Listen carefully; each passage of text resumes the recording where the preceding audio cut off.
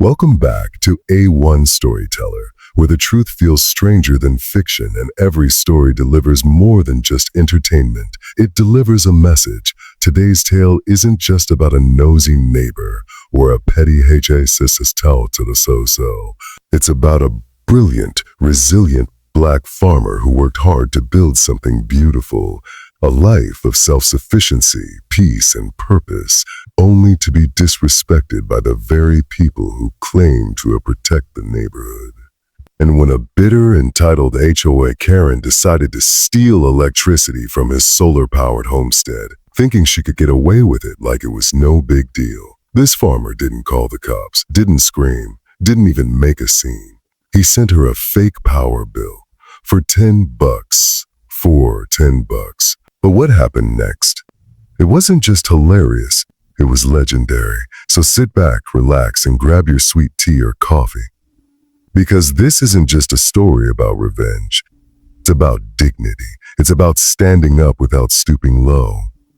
And most of all, it's about knowing your worth, even when others try to plug into your power without permission. This is HOA Karen plugged into black farmer's electricity, so he sent her a fake power bill for $10. And this is A1 Storyteller. Let's begin. Elias Brooks was the kind of man you couldn't forget once you met him. Towering at 6'3", with deep brown skin that told stories of sunlight and labor, and a quiet strength in his voice that only came from knowing exactly who he was. Born and raised in the rich red clay of southern Georgia, Elias came from a proud line of black farmers. His grandfather, a sharecropper turned landowner, had broken every barrier to buy the 20 acres Elias now called home. "This land is our power," his father once said. "They can take your job, your title, your money. But if you've got land and you know how to work it, you're free." Elias had taken that wisdom and run with it. After earning a degree in agricultural science and sustainable energy, he returned to his family's farm, not just to keep it alive, but to elevate it. He installed solar panels, wind turbines, a battery wall, and a gray water system to recycle and irrigate. Everything on his farm ran clean, quiet, and efficient, from the smart greenhouse sensors to the compost-powered chicken coop. To most folks, Elias was a genius in overalls. But to the new HOA board and some of the more concerned neighbors, he was just that black guy with the goats and the panels. The subdivision that had sprouted up on the edge of his land was mostly white, wealthy, and managed by a small but loud host that seemed allergic to anything non-traditional. And they were already itching to file their first complaint. Elias, ever patient, minded his business. But the they were about to send their most infamous enforcer. Karen Whitmore arrived like a storm without warning. Her BMW X5 barely fit into the narrow gravel-lined driveway of her freshly built modern farmhouse, which she constantly reminded people cost a little over $900,000 before taxes. She was in her mid-40s, blonde with perfectly bleached highlights, sunglasses that cost more than Elias's monthly grocery budget, and a constant expression like she'd just sniffed expired cheese. It took less than 48 hours for her to find Elias. He was unloading hay bales near the fence line when she approached, clipboard in hand. "You know this isn't farmland anymore, right?" she asked, scanning his plot like it was toxic waste. "This area is part of High Tree Meadows now. There are standards." Elias wiped sweat from his brow and smiled politely. "This land's been in my family for 3 generations, ma'am, long before High Tree Meadows showed up." Karen didn't blink. "Well, you'll need to register your structures with the HOA if they're visible from the street, including that shed, footing mat." "That's my barn," Elias said flatly. "Not a shed." She scribbled on her clipboard. "They'll make a note." Over the next few weeks, Karen filed complaint after complaint that his goats were too loud, that his solar panels reflected sunlight into her dining room, that his tractor was visually aggressive, that his organic odor violated HA fragrance guidelines. Elias responded with dignity each time. He complied with what he could, challenged what was unlawful, and made sure everything he did was above board. But the tension was real. The neighbors felt it. The Tivois board felt it. And Elias? He just waited, because he knew people like Karen always crossed the line eventually. And cross it, she did. It was early August when Elias noticed something was off. His solar inverter was reporting unusual spikes in power usage. Nothing extreme, just enough to make him curious. Elias wasn't paranoid. He was methodical, so he did what any smart farmer would do. He started monitoring his power flow manually. He took readings every hour, checked his security cameras, even used a drone to do a visual flyover. And that's when he saw it. From his drone footage zoomed in at just the right angle, Elias spotted a long orange extension cord snaking through the woods at the edge of his property, disappearing into Karen's backyard. He paused the video, zoomed, replayed, zoomed, replayed. The cord was plugged directly into one of his external solar sockets, typically reserved for when he charged portable tools or powered the occasional food truck event on his land. And now it was literally powering Karen's garden lights, patio fans, and mini fridge. His jaw tensed, faux tensed. Not because of the money. He could afford the few extra cents of stolen juice. It was the principle. Karen had insulted his land, tried to regulate his heritage, filed complaints against his lifestyle, and now had the nerve to steal from him. Elias didn't confront her. Not yet. He knew she'd deny it, probably accuse him of harassment. No, he had a better plan, and that plan started with a computer, a printer, and a single piece of paper with the words, Farm Grid Solar, Residential Billing Statement. Elias didn't believe in wasting energy, not in farming, not in conflict. So instead of a yelling match or legal threats, he decided to strike with subtlety, strategy, and style. He opened his laptop and designed the most official-looking electricity bill you'd ever see. It had everything. A watermark that read a Farm Grid Solar empowering the South customer account number, made up, of course, meter readings, which Elias estimated based on his solar monitor, a breakdown of kilowatt hours a line that read, that due immediately $10. Elias knew $10 wasn't the actual value of what she'd stolen. It was the symbol of it all. A petty amount for a petty theft. A subtle reminder that she took something without permission. He printed it out, slipped it in a standard white envelope, and addressed it by hand to Miss Karen Whitmore, 722 High Tree Drive. The next morning, he strolled past her house with his dog and casually placed the envelope in her mailbox. Then he walked away, not looking back once. What happened next? What happened next? Exactly what he expected. By noon, Karen was storming across the gravel path between their properties like a tornado of outrage, waving the bill in the air like it was a court summons. "You think this is funny?" she shouted, sending me a fake utility bill. "That's fraud."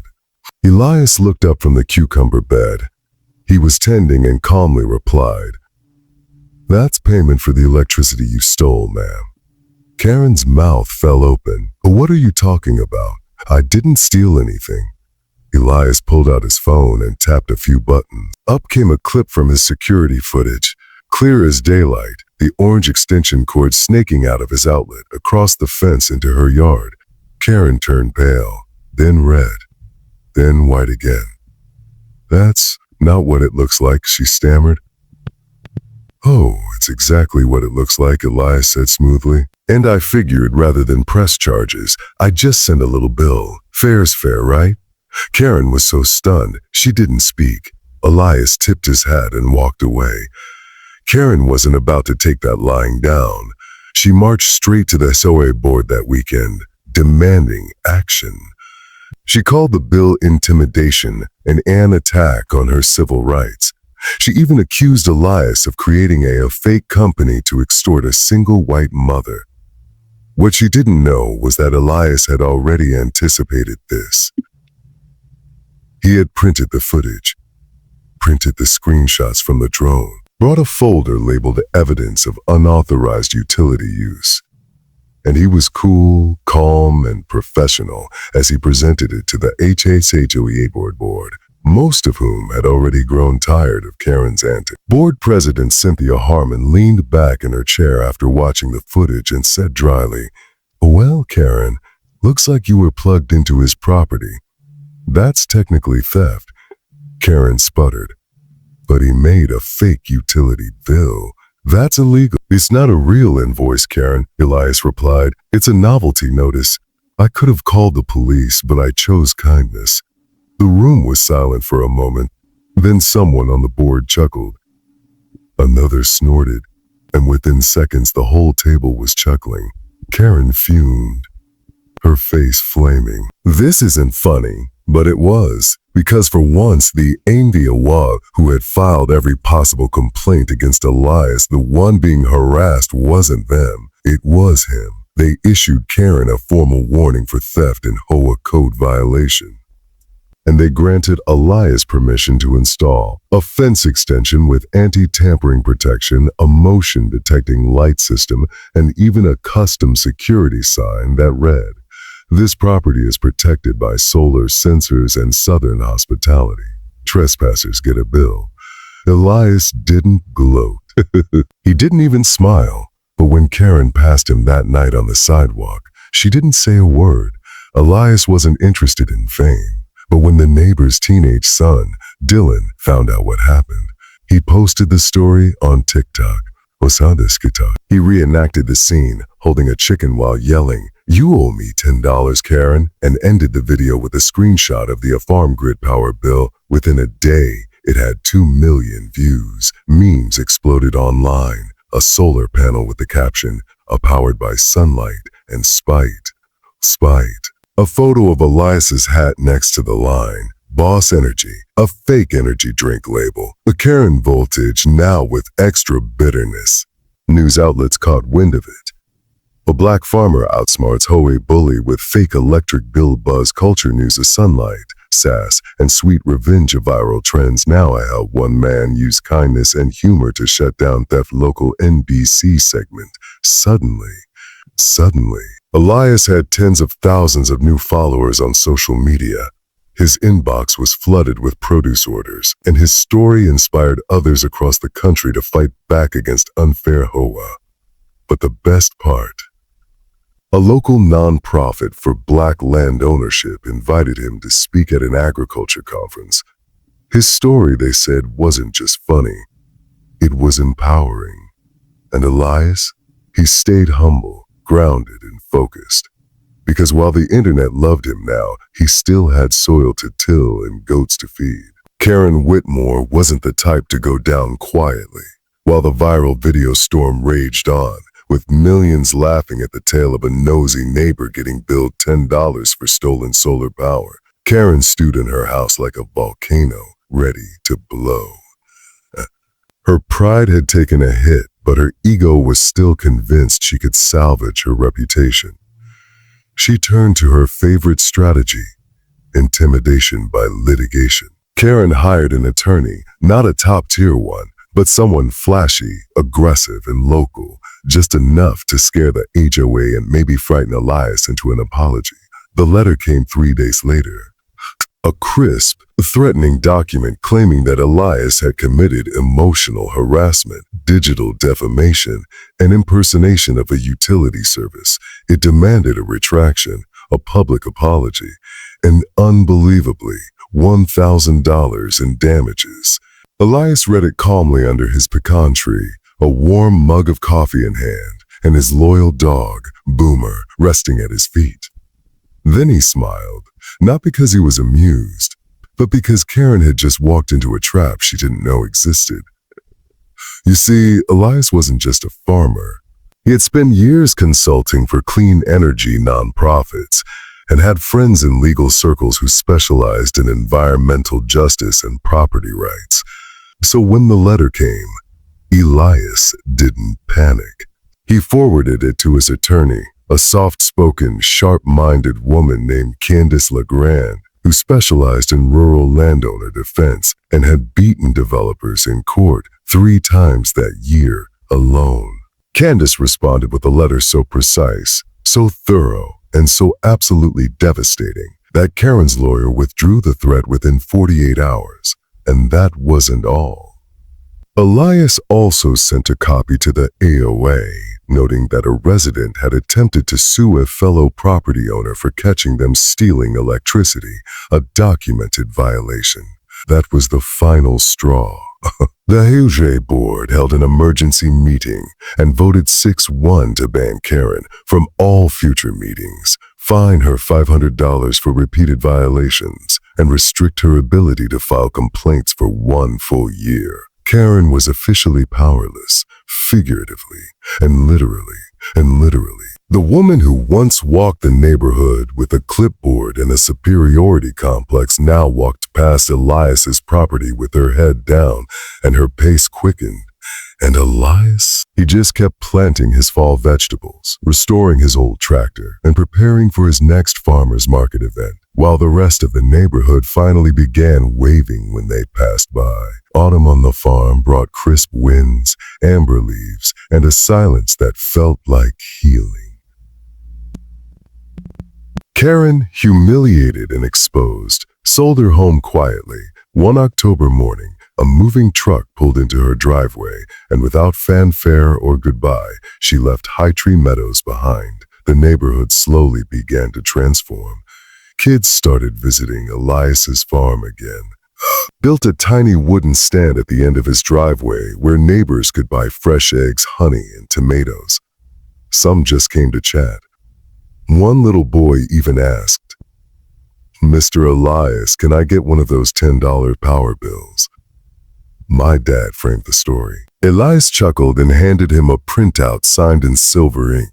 With Karen gone, High Tree Meadows began to breathe easier.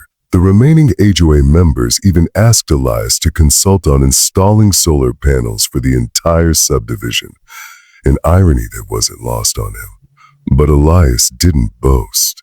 He didn't brag. He declined the offer politely, offering to help with guidance but choosing to remain independent. He had learned something important through it all. People like Karen don't just want to control what you do. They want to control how you feel. And the greatest revenge isn't shouting louder or pushing harder. It's standing so strong, so centered, so rooted in truth and self-worth that their chaos simply can't reach you. Elias stood on his porch one cool evening, looking out over the quiet pasture. Boomer lay beside him. The windmill spun gently in the breeze. The solar panels gleamed under the fading sun. And somewhere, a faint sound of laughter came from a neighbor's backyard. Kids playing, free and joyful. Elias smiled. He didn't need the internet's applause. He had peace, and that was the real power. And that's how a wise black farmer didn't just defeat a Karen. He taught the world a masterclass in grace, intelligence, and dignity. In a world filled with noise, Elias proved that the strongest people don't always shout. Sometimes they just wait, observe, and drop a $10 bill of truth so powerful, it echoes across the nation. This wasn't just a story of revenge. It was a reminder that you don't have to match someone's disrespect to defeat them. You can outsmart them, outgrow them, and most importantly, outshine them. Here on A1 Storyteller, we bring you the realest stories with the biggest hearts. Stories that make you laugh, think, and maybe even tear up a little. If this story touched you, made you cheer, or made you say, "And now that's how you handle a Karen," go ahead and smash that like button, subscribe, and turn on notifications, because we've got more incredible stories coming your way. Drop a comment below with the word of solar justice if you made it to the end, and tell us, what would you have done with that $10 power bill? Until next time, remember, you are powerful, you are priceless, and when someone tries to drain your energy without asking, send them the bill. This is A1 Storyteller, where every story shines a little brighter. See you in the next one.